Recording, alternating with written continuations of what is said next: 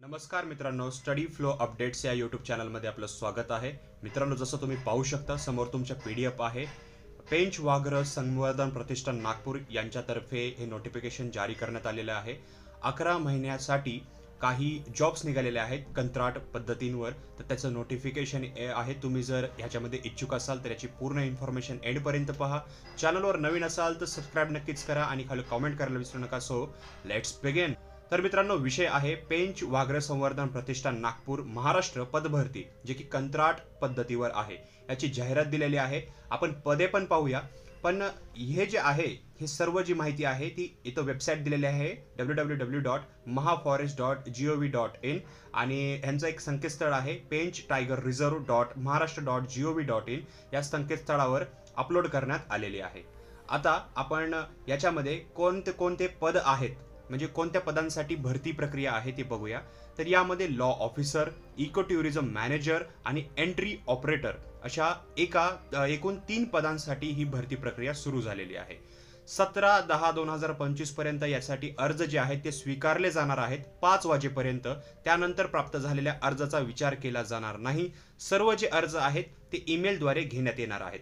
आता तुम्हाला वाटेल की याच्यासाठी एक्झाम आहे का, तर नाही. डायरेक्टली प्राथमिक छाननीनंतर पात्र उमेदवारांना शॉर्टलिस्टेड केलं जाणार आहे आणि मुलाखतीची तारीख, वेळ हे तुम्हाला मेलद्वारे किंवा फोनद्वारे कळवण्यात येईल. तुम्हाला मुलाखतीसाठी जावं लागेल आणि पात्र उमेदवारांची यादी जी असेल ती कार्यालयाच्या नोटीस बोर्डवर किंवा संकेतस्थळावर जे आहे ती प्रसिद्ध करण्यात येणार आहे. आणि अर्ज करण्याकरिता जो ईमेलचा वापर आहे तो तुम्हाला करायचा आहे. इथे ईमेल दिलेला आहे. मी याला झूम इन करत आहे. तुम्ही व्हिडिओ पॉज करून हा ईमेल पाहू शकता.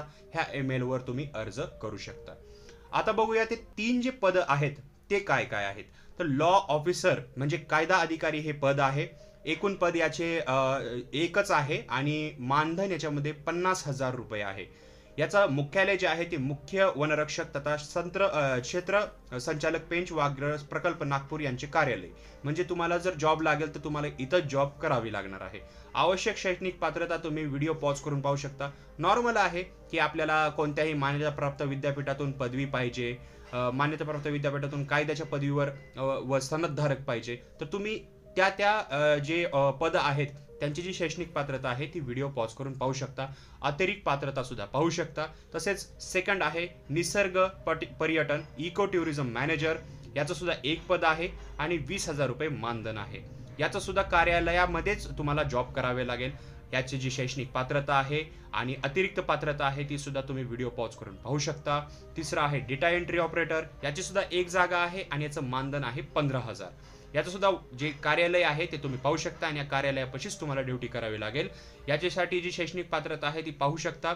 सर्वात सोपी जर पद्धत असेल कोणतीही पदवीधर म्हणजे जी शैक्षणिक पात्रता आहे ती यासाठीच आहे. कोणत्याही शाखेतील पदवीधर तसेच MSc IT परीक्षा उत्तीर्ण, जे की आजकाल सर्वांकडे आहे. आणि टंकलेखन वेग म्हणजे इंग्रजी 40, शप्रमी मराठी 40 असं तुम्हाला याच्यामध्ये पाहिजे.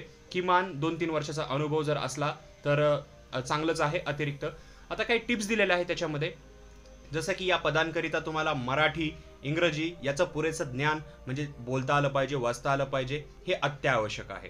निवड झालेल्या उमेदवारास वरील तक्त्यात दर्शवलेल्या मुख्यालय ठिकाणी, जसं मी तुम्हाला सांगितलं, जे मुख्यालय दर्शवलेलं आहे त्याच ठिकाणी तुम्हाला काम करावे लागेल. सदर पदे ही पूर्ण वेळ असल्याने या काळात उमेदवाराला इतर काम किंवा प्रॅक्टिस करता येणार नाही. 11 महिन्यांचा कालावधी याच्यामध्ये दिलेला आहे. म्हणजे 11 महिने हे कंत्राट पद्धतीवर तुम्हाला इथे काम करावं लागेल. नियुक्त झालेल्या कंत्राटी पदास 24 तास सेवेकरिता तत्पर राहणे बंधनकारक राहील. मुख्य वनरक्षक तथा क्षेत्र संचालक पेंच व्याघ्र प्रकल्प नागपूर यांच्या आदेशान्वये पेंच व्याघ्र प्रकल्प कार्यक्षेत्रात कोणत्याही ठिकाणी कार्य करावे लागेल. तर अशा प्रकारच्या टिप्स आहेत. 3 प्रकारची पदं आहेत, त्यांचे मानधन पाहिले, त्यांच्यासाठी कोणकोणते जी शैक्षणिक अर्हता पाहिजे ते सुद्धा आपण पाहिली. व्हिडिओ जर आवडला असेल तर लाईक करा. याबद्दल तुम्हाला जर काही माहिती पाहिजे असेल तर खाली कॉमेंट सेक्शनमध्ये कॉमेंट करायला विसरू नका. आम्हाला सोशल मीडिया फॉलो करा. लिंक डिस्क्रिप्शनमध्ये दिलेली आहे, तिथून तुम्ही क्लिक करून आम्हाला फॉलो करू शकता. सो व्हिडिओ पाहिल्याबद्दल धन्यवाद.